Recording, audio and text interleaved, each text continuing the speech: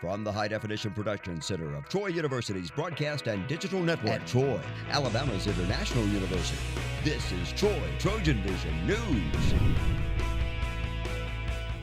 Hello and welcome to TrojanVision News for April 30th, 2018. I'm Chelsea Law. And I'm Nathaniel Rodriguez. Thank you for joining us this evening.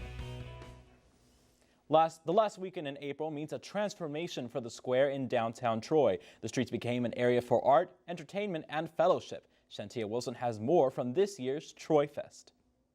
Thousands of families and friends gathered in downtown Troy this weekend for the 16th annual Troy Fest to enjoy food, entertainment, and art. Troy Fest is an event that allows artists from all over the country to display their art. We think that Troy Fest is definitely a win-win for everyone in the community. We think that it's a great opportunity for people to travel to Troy, spend time in Troy, spend money in Troy, and a great activity for families during this weekend. Troy Fest helps artists showcase their talents and families find entertainment, but one participant explains how it is a great opportunity to network. We're really excited to be down here at Troy Fest. We heard a lot of really good things from vendors all over the Southeast about Troy Fest that we needed to be a part of it. So the crowd here is tremendous. Everybody's just as kind and nice as they can be, and the networking ability amongst other vendors as well as the city here of Troy has been fantastic.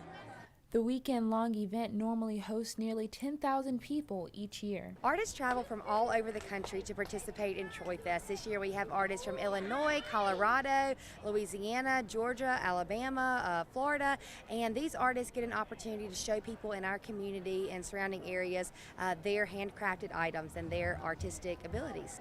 Art travels miles around the world to bridge distances and communities, and Troy Fest is a place that expression can call home. Shantia Wilson, Troy, TrojanVision News.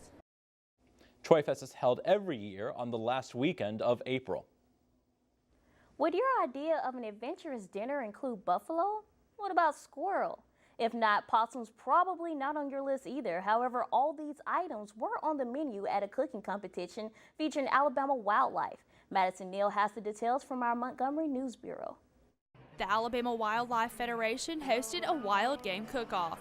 Tim Woods said this event is about more than just enjoying food. It's really all started with just local people getting together, using what they've harvested while they were hunting, and it became fun, so we decided what we'll do is do this all the way around the state. Teaches people how to be responsible for what they kill. It's just not killing the wildlife, it's preparing food, and the food is absolutely outstanding. And as you can see, there are people all around me enjoying wild game for dinner tonight at the cook-off, including a few dishes that are a little out of the ordinary. Squirrel was my favorite dish. Barbecued boar flatbread. Pork chicken, quail. It's a tie between wild hog sausage and some wild turkey 101 banana pudding. Team captain Jeff Verner is no stranger to the competition. He seems to know what the crowd enjoys. Some friends like to hunt, and I have another friend that's head over these wild game cook-offs and invited me to do one probably about 14 or 15 years ago. Today we did a donut venison deer burger. People love it. We give out more of that than we do anything. There are 14 different cook-offs across the state, and Verner says the competition is stiff in Montgomery. You want to win best overall. If you win best overall, you get to go to the state finals, and that's where if you win that, you get $1,000. State finals will be held in August. In Montgomery, Madison Neal, Troy, TrojanVision News. For information about future cook-off dates and locations, you can visit the Federation's website at alabamawildlife.org. Troy University's Hall School of Journalism gives students plenty of opportunities for hands-on learning, like TrojanVision, for example. However, there is a public relations class as students spending their entire semester working on a campaign for a real-world client. Hannah Rizzi has more. While most students are just beginning to prepare for finals, the students in Professor Drinkard's Public Relations Campaigns class have been prepping since the semester started. At the beginning of the class, the students were assigned a mock client and put into small groups.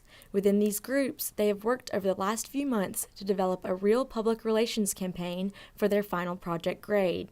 This semester, the class client is the City of Troy's Department of Public Relations and Tourism. Most people think public relations is simply just getting up in front of someone and just talking and just giving better insight, but it goes more in depth as far as to you're therefore you're creating strategies, objectives, goals, and tactics, as I've mentioned before, to create a better, whether it be a better plan for a company or it be a better plan for a city. The class takes an in-depth approach to learning the 4 main phases of creating a campaign, like formative research, strategy, tactics, and evaluative research. The students then work to implement these steps into their own campaign. While many of these students are balancing several other big projects, they continue to work to pitch their campaign to the department's director. Time management, something that people don't even realize that's there. Some people don't realize they even have it. But you do, and it's very critical to everything you put in. You know, time management. You have to find time for every little detail about this campaign or public relations in general. You can't just rush every single step. You have to manage time. While many of Professor Drinkard's students are relieved the class is coming to a close, almost all of them have developed something from this campaign that they can be proud of. Professor Drinkard is treating us like actual professionals. It is making us take into account little details, the way things look, the way our campaign books look, not reading off of flashcards when we present to the client, that kind of stuff. And while that makes it really difficult, I also think it's really rewarding. I'm Hannah Rizzi, Troy, TrojanVision News. The class made their final presentation to the city of Troy this afternoon. Now, the latest in Trojan Sports on Troy TrojanVision News. Good evening and welcome to your TrojanVision Sports. I'm Brianna Jones. Starting things off at Riddle Pace Field, the Trojan baseball team hosted the UT Arlington Mavericks for a 3-game series. Sarah Drake has the action. The Trojan baseball team was looking to complete their second Sunbelt Series sweep on Sunday as the team welcomed in UT Arlington to Riddle Pace Field. However, the Mavericks walked away with a 16-11 win, and head coach Mark Smart says he's proud of his team for winning the series. Today was a great game up through the 8th inning, and they got 8 runs on us, and we weren't able to sweep the series. I'm really proud of our team for winning this series. I thought it was a must-win series for us. We played well enough to do that, and I give them a lot of credit. Troy was trailing 7-3 in the bottom of the 7th. However, the Trojans put up a fight, scoring 4 runs to tie the game until the Mavericks scored 8 runs in the top of the 8th to take the lead for good. And Smart talks about how his team never gave up. I give our kids a lot of credit. We had great at-bats in that inning, some good competition.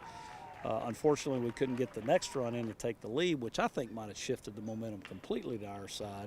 And then they came in and just, got away from us a little bit. They scored 8 in the inning. But the trademark of our team is we'll keep playing. And we scored 4 in the ninth to make it a respectable finish. You never like to lose, but you sure like to fight in your team that'll keep playing and not just give in to the loss. Despite Sunday's loss, Rigsby Mosley had himself a big weekend, hitting a grand slam in Friday's game and then hitting the game winner in Saturday's win over the Mavericks. And Coach Smart talks about the freshman's performance this weekend. I'm really proud of that young man. He's grown up this year. He had 2 huge moments, Friday night with the grand slam to stretch the game out, and then Saturday with the game-winning hit. He had a big hit in the ninth today. So he's been terrific. I'm really proud of his growth and development. And even with Sunday's loss, the Trojans were able to move up in the Sunbelt standings, but Smart says the team can still improve. We're in a good position. We've accomplished some things to get to that point. We still got to get better. That's a challenge each and every day to show up and get better. I hope we can do that. We'll work toward that end. We've got to continue to improve and play good baseball and take advantage of what we've created up to this point. The Trojans will return to Riddle Pace Field on Tuesday as the team hosts Jacksonville State. First pitch is set for 6 p.m. Sarah Drake, Troy, TrojanVision Sports. Once again, the Trojans will welcome rival Jacksonville State into Riddle Pace Tuesday night with first pitch set at 6 p.m. After sweeping the nationally ranked Texas State Bobcats in a doubleheader on Saturday, the Trojan softball team couldn't make it a full series sweep on Sunday. Nick Brooks has a story. The Trojans welcomed number 21 Texas State to town this weekend, and Sunday's matchup against the Bobcats gave the Trojans a chance at sweeping the Bobcats, something no other team has done this season. The Trojans won both games by 1 run on Saturday, and Sunday's game was another close battle, and head coach Beth Mullins talks about the team's performance. I could not be more proud. I thought we pitched really well, played really good defense, and I thought our hitters did a good job of just grinding at bats out. And although the outcome in Sunday's game resulting in a 4-0 loss was not what the Trojans wanted, Mullins thought the game could have gone either way. We fought for every pitch. I mean, some went our way, some didn't. We had some unfortunate breaks today that, gave them a couple runs. Although the Trojans lost Sunday's game, they still took 2 of 3 from Texas State, and pending the South Alabama series, they have set themselves up for a possible 3 seed in the Sun Belt tournament. Infielder Erica Davis and pitcher Annie Willis talk about how important the series win was this weekend and what it does going forward. This series definitely gave me a lot of confidence in our team, but at the same time, we've always had it. We've always had the grit. We've always had the fight. It's given us a bunch of confidence just because we were given a plan at the beginning of this week, and we stuck to it, and we worked towards it, and we met our goal. With the season winding down, Mullins talks about the remaining games and what will be next for the team. We know that we're going to go down to Mobile and have to show up against a really good South Alabama team and take care of business, and then we're going to have to get on a bus and go to the conference tournament and face the same people we've faced all year. Davis is also one of 3 seniors who played their last home game as a Trojan on Sunday and took some time to reflect on her career. It's a big part of me, and everybody that's been a part of it all 4 years from different teams, definitely huge, and I love them, and they've been an impact, and they've made me a better person overall, and I can thank every team more than anything for everything they've been through with me. The Trojans hit the road to face off against South Alabama in a Sunday doubleheader to finish conference play and the season. Nick Brooks, Troy, TrojanVision Sports. Up next, the Trojans finished the season with a doubleheader against South Alabama in Mobile on Sunday. Troy Outdoor Track and Field ended its final regular season meet with a bang this weekend at the historic Penn Relays. The Trojans were able to compete and bring home several top 8 finishes. The top finish of the day was Titus Seasmore, who leaped out to 2.08 meters in the high jump to bring home a 4th place finish in the collegiate division. Riley Schweitz and India Somerville each turned in solid performances. Also, Schweitz set a new personal record with a 44.74 meter javelin throw and came away with 5th in the event. Up next for the Trojans is the final showdown, which is the 2018 Sun Belt Outdoor Championships in San Marcos, Texas. So, Nathaniel and Chelsea, best of luck to our Trojan teams as they are winding down into these championships, and finals is coming up, so I know it's going to be pretty difficult, but I hope we can get some champions. Absolutely. Hopefully they and all other Trojan students have a strong finish to their year. Absolutely. Right, and best of luck to the track team as they do go on to this championship game. Hopefully we can pull out a win before the year runs down. I agree. Thank you, Brianna.